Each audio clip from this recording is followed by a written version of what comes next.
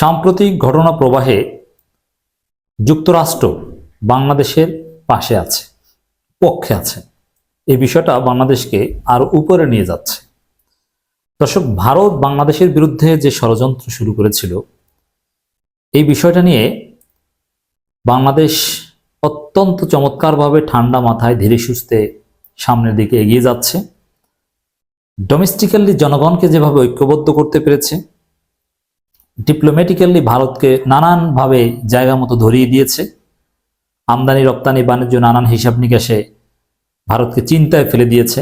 ইউরোপীয় ইউনিয়নকে একই সময়ে দিল্লি থেকে উড়িয়ে এনে ভিসা সেন্টার বাংলাদেশে স্থানান্তরের কথা বলেও ভারতকে একটা প্রচন্ড চাপের মধ্যে ফেলে দিয়েছে। সব ঠিক আছে, এর মানে বাংলাদেশ চালকের আসনে আছে। বরং এই যে ভারতের পররাষ্ট্র সচিবের যে সফরটা, এটা থামানোর চেষ্টা অনেকেই করেছিল, কিন্তু সেই সফরটা হয়েছে এবং পররাষ্ট্র সচিব এসে ভালো ভালো কথা বলেছে, বাংলাদেশের জনগণের সুরে কথা বলেছে, নরম নরম নরম কথা বলেছে। এগুলো গুড, এগুলো সরকারের সফলতা। এখন বাংলাদেশ এই চালকের আসনে আরো উপরে উঠে যাবে। যুক্তরাষ্ট্র বাংলাদেশের পাশে আছে। হ্যাঁ, যুক্তরাষ্ট্রের সাথে বাংলাদেশের একটা সংলাপ চলছে, এটা তো আছেই। একই সাথে যুক্তরাষ্ট্রের অবস্থানটা জানানো হয়েছে, এটাও তাৎপর্যপূর্ণ। ভারতে বাংলাদেশ মিশনে যে হামলার ঘটনা ঘটেছে, এটা নিয়ে যুক্তরাষ্ট্র কি বলছে দেখেন।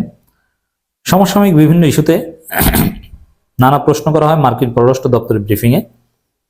এবার মার্কিন পররাষ্ট্র দপ্তরের ব্রিফিংয়ে ভারতে বাংলাদেশের সহকারী হাইকমিশনে হামলা ঘটনা উঠে এসেছে।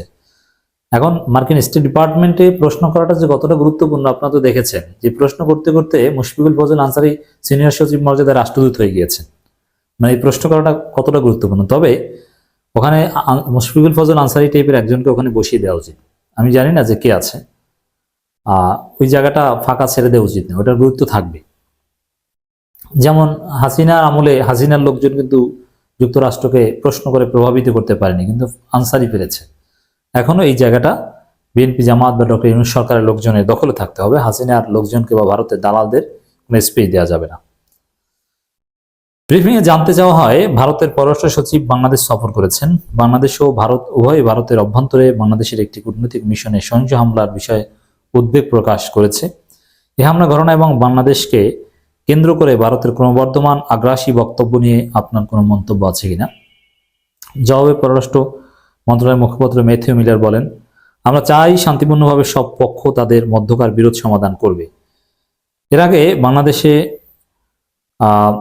সংখ্যালঘুদের উপর কথিত সহিংসতার বিষয়ে মার্কিন পররাষ্ট্র দপ্তরের ব্রিফিংয়ে উঠে আসে।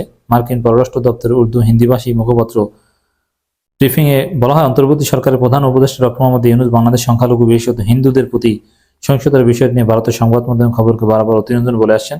এর মধ্যে বিষয়টি আবারও মার্কিন পররাষ্ট্র দপ্তরে আলোচনা উঠে এসেছে। এই বিষয়ে বাংলাদেশ থেকে খবরের ভিত্তিতে দপ্তরের পক্ষ থেকে আবারও উদ্বেগ জানানো হয়েছে। দেখেন, এখানে একটা বিষয় যে বাংলাদেশের পাশে কিভাবে আছে, ডক্টর ইউনূস যে ব্যাখ্যা দিয়েছেন, সেই ব্যাখ্যাটাকে স্টেট ডিপার্টমেন্ট থেকে রিপ্রোনাউন্স করা হয়েছে যে এই খবরগুলো অতিরঞ্জন। হ্যাঁ, উদ্বেগ প্রকাশ এটা তো আমরাও করি, কিন্তু খবরটা যে অতিরঞ্জন, ভারতীয় মিডিয়ার যে প্রপাগান্ডা, ডক্টর ইউনূস যে এটা বলেছেন, এই রেফারেন্সটা কিন্তু সেখানে দিয়েছে।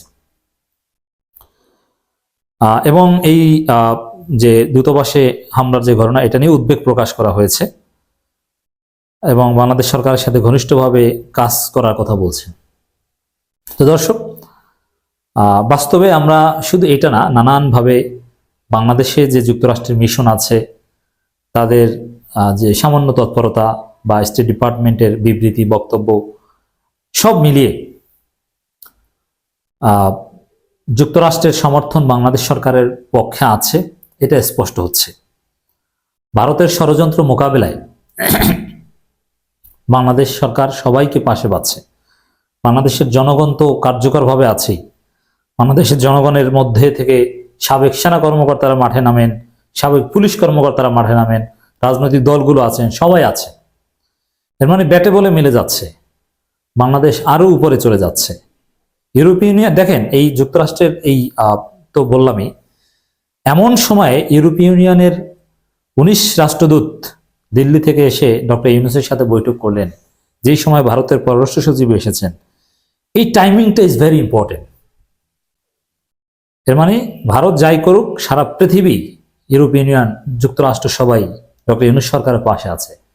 ওই সমসাময়িক সময় ভারতের পররাষ্ট্র সচিব এবং ইউরোপিয়ান ইউনিয়ন রাষ্ট্রদূতরা একই সময় সফর করায় এই বিষয়টা ফুটে উঠেছে। বাংলাদেশ আরো উপরে উঠে যাচ্ছে ইনশাআল্লাহ।